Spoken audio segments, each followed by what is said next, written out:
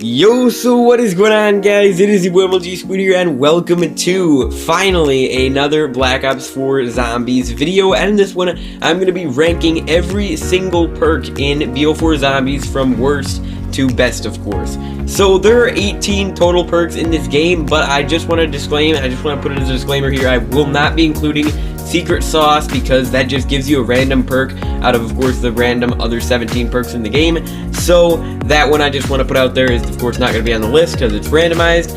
And by the way, there will be timestamps on the screen right now so that you can see, because I've broken this video up into different sections: useless, limited use, good, very helpful, and crutch for the perks here. But yeah, without further ado, guys, leave a like if you enjoyed, of course, and I will be coming out with more videos like this very soon, guys. Anyways, enjoy the video, and leave your list in the comments as well if you agree or disagree with me, guys.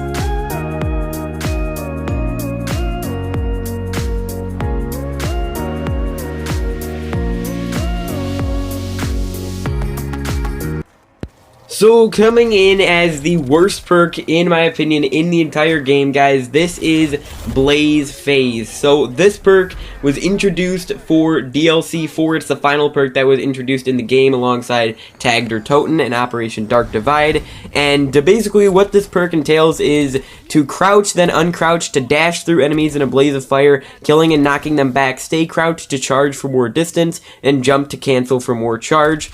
Modifier for this is to dash distance is infinite at max charge, so you can literally go in infinite range. Upon ending a dash, release a final damage pulse that knocks down enemies, and weapon reload speed is increased, of course, for all these. Really though, this one isn't all that useful. You're really never going to use this in a zombies game. I never will, so that's why, in my opinion, of course, it deserves the worst spot in the game for perks. And the last useless perk that I have here is PhD Slider, which basically what this one does is slide to build up a charge, slide into an enemy to trigger an explosion, gain full resistance to self-inflicted explosive damage, and partial resistance to enemy explosive damage. And the modifier is improved slide distance, trap immunity when sliding, increased explosion damage when entering a slide from greater heights. Now, this one, the sliding really stops being useful at like round 17, so it's really not even that good for that. The only reason I would think to use this is if you like using the Helion Salvo, or, you know, which is a rocket launcher, of course, in this game, then that explosive resistance, of course, is going to be really useful. But when it says explosive resistance against enemy damage, I can't really see any, I can't think of any enemies in this game that release explosion damage. You know what, maybe the exploding catalyst, but that's pretty much all I can think of, guys.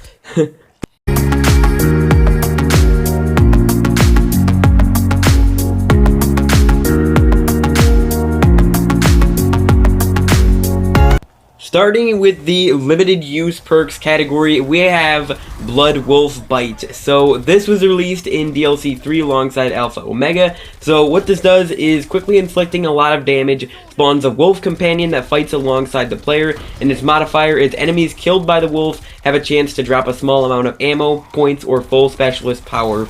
So I've noticed that the points is only like 10 each time, really, for the modifier. The normal perk by itself is decent, but this wolf is kind of slow and doesn't stay for more than like 30 or 45 seconds. The full specialist power doesn't give you full, but it does increase the amount of specialist weapon XP you get. The ammo, though, for SMGs at least, gives you literally an entire mag. So the modifier, you gotta run the modifier in order to really get the full use of this perk, which is kind of like Vulture Aid, where it gives you those random, like, those small power-ups. But yeah, so there's Blood Wolf Bite. Next up, I have Death Perception, which has been in the game since day one. So basically what this perk enables you to do is see nearby enemies through walls and receive screen indicators like arrows, white arrows on the screen, when enemies approach the player from off screen. And the modifier allows you to deal increased damage to special enemy weak points, which are basically like the armor on the 9 heavy zombies, like the gladiators. And you will see, I think it's that red mark that are on some of the special zombies in this game. Now this perk honestly isn't as useless as you think. You can just do what I'm doing here and just wait for the zombies to like come around a corner or something. The screen indicator can be useful, but it's really not that effective, honestly. I think seeing enemies through walls, and the modifier modifier is actually pretty good. So yeah, so Death Perception is not the worst perk in the game. It's actually pretty decent if you want to run it. Coming up next is Victorious Tortoise, which is basically a brand new perk to the game, which allows shields block damage from all directions when held. When a shield breaks, it will also trigger a defensive explosion, and this modifier is perhaps, honestly in my eyes, this is the worst modifier and just the most useless modifier in the game. Basically what it does is shield bash attacks can knock down heavy and mini boss enemies, which it doesn't really, it does more damage, I guess. It knocks them down, slows them down, but honestly, I think this perk would be so much better if it just increased the shield durability. Boom. There you go. The trigger, the explosion when the shield breaks is really good, but the modifier just really, it's an average perk with the modifier.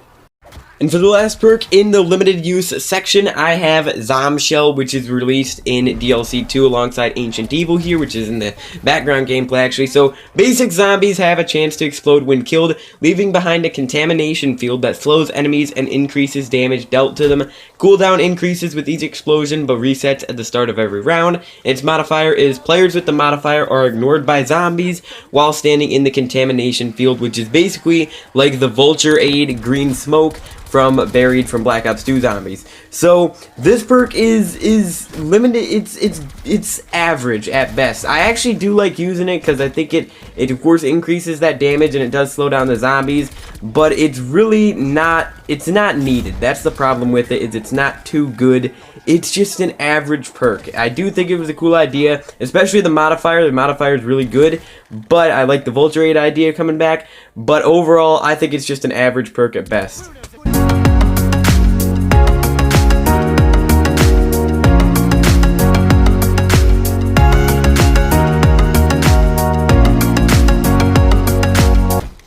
Starting off the good perk category here in as the 7th perk in the game, we have Ethereal Razor, which was released in DLC 1 alongside Dead of the Night. So basically what this does is offhand melee swipes affect multiple enemies in an arc.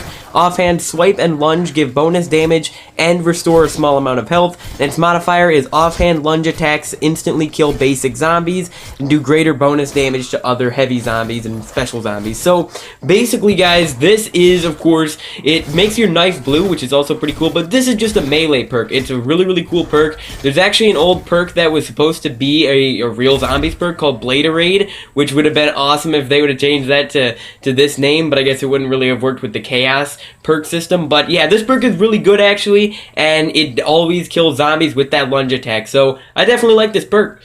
Next up, guys, I have Winter's Wail here.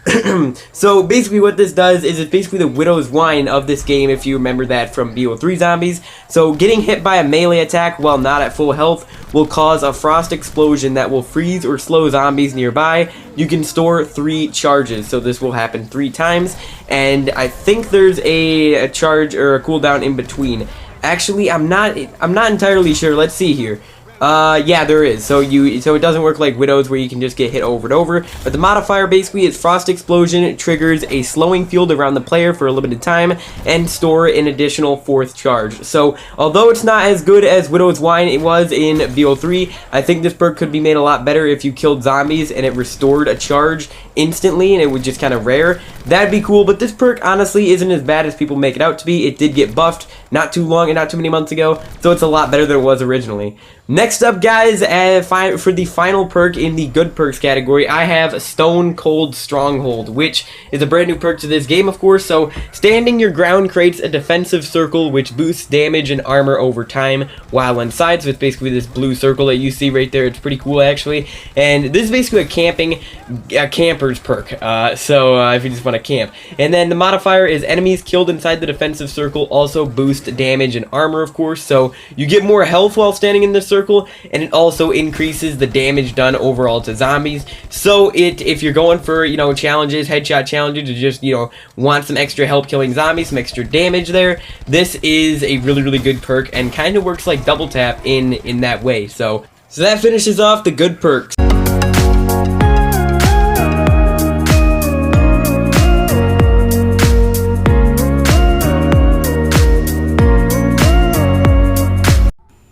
Starting the list of very helpful perks, I have Electric Burst. So basically this is like Electric Cherry, of course, from the previous COD games, and reloading causes an electric discharge that damages and stuns nearby zombies. The more empty the magazine, the stronger the damage. Modifier is reloading stores an electric charge on the player's melee weapon. The next melee attack empowers the weapon to shock enemies for a limited time. The more empty the magazine, the longer the time. So basically, the normal version of this perk is pretty good. It saves you in a lot of situations, especially on insta-kill, and it's just good to have that defense when you're reloading, of course, when you're defenseless. And of course, so this is great for people that reload a lot, but when you, of course, empty your magazine more, then it does more damage, which is a new feature, I believe, than Electric Cherry had. And the modifier is just like this melee electric buff, but really, I think you're better off using Ethereal Razor.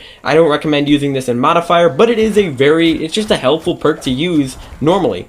But coming up, next up, guys, I have Mule Kick here. So Mule Kick, basically what it does, it's very simple perk, simple perk. So carry an additional primary weapon, and its modifier is switch weapons faster, and the additional weapon will be saved and restored on next Mule Kick purchase. So basically if you die and then you go back and buy Mule Kick, you will have your third weapon back. So this is a really helpful perk for just having an extra weapon if you just run out of ammo a lot. If you find that you're using box weapons, you might run out of ammo a lot, and it's just good to have this extra weapon. And with the modifier, you never really lose until the end of the game. You never technically lose your third weapon. So Mule Kick's a lot better in this game than any other zombies game it's been in, and it's honestly a very helpful perk.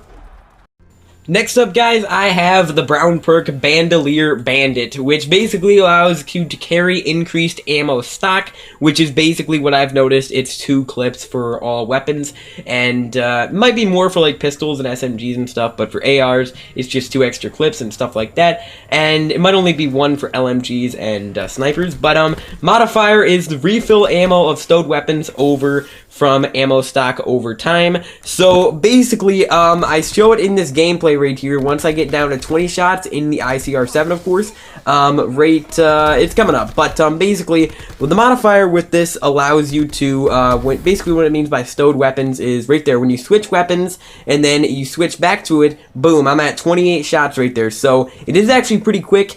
I don't know, you just need to reload for this, but I guess it could be helpful. But honestly, the perk by itself is just a useful perk to have, and the modifier isn't really all that useful. But coming up next, guys, I have what I originally put in my top 5 best perks from last year as the best perk in the game, Deadshot Dealer, which is essentially the double tap, I would call it, in this game. So aiming down sight snaps to the enemy's head, of course, and reduced hip spread and recoil when firing, and it also removes scope sway. Modifier is gain a damage boost when on a headshot streak, only applies to primary and secondary weapons. Basically, of course, the damage boost once you're on a headshot streak is what I mean by basically the double tap of this game. Reducing the recoil and the crosshair spread as well, the hip fire spread is also really helpful, and removing that scope sway can be really useful if you're aiming down sights a lot, of course.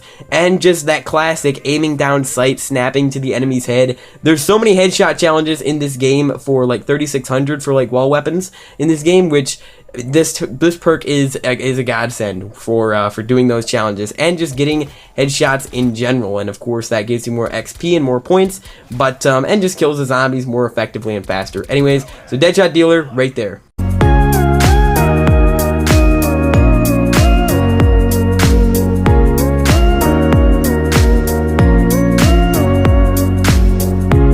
Welcome to the best of the best, the crutch perks, in my opinion, guys. So, starting out with the number 4 spot here, the 4th best in the game, this is Dying Wish. So, instead of entering Last Stand, the player goes Berserk for 9 seconds. While Berserk, they're invulnerable, and melee damage is greatly increased. Afterwards, the player is left with 1 health.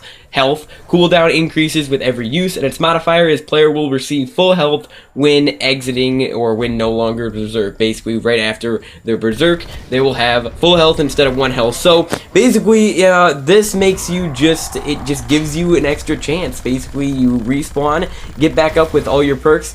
Dying Wish, you don't lose it. It just has a long cooldown. It's literally like 5 to 10 minutes, and it of course increases with each activation. So obviously, if it saves your life, it is a really nice perk, and makes it one of the best. So there's Dying Wish, guys.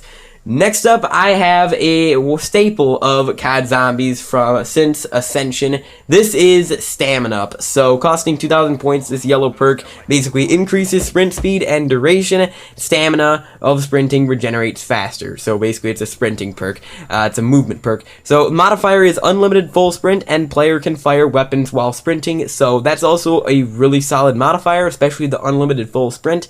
Basically, this has always been a trainer's perk. It's useless to you, honestly, when you're camping, but when you're training, which is definitely my playstyle in zombies, mainly 90% of the time, unless I'm on the giants, of course, then this is a great perk. And since the maps are pretty big in this game, like Dead of the Night is a huge map, and Voyage of Despair, and even Blood of the Dead, Stamina Up is a literal crutch perk on those maps.